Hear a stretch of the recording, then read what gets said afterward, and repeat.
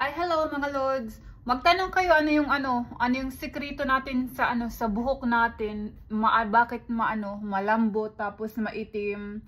Tas ito lang mura lang to, itong Melrose na coconut oil organic. Pero kahit anong brand na gamitin nyo basta coconut oil.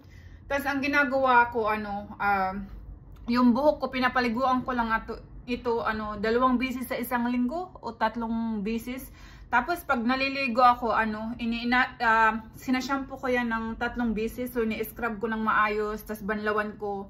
Tapos shampooin ko naman, tapos i-scrub ko ulit buong tapos banlawan ko 3 beses, tapos lagyan ko ng conditioner, tapos banlawan ko. Tapos tapos kung maligo, habang medyo basa-basa pa ng konti yung buhok ko, nilalagyan ko lang ng 1 o 2 teaspoon na coconut oil, tapos ilalagay ko lang dito sa kamay ko, tapos ilalagay lang dito sa yung dito, mula dito hanggang pababa. Tapos yan. Kaya ganito yung natin, yung buhok. Yung kilay ko na lang, kailangan ko magpaanahan yung kilay ko. Yan. So, di ba? Soft at shiny. At saka mura lang. Tapos ito, umabot siya to ng 3 months o 4 na buwan. Tapos dito, pag special, $259.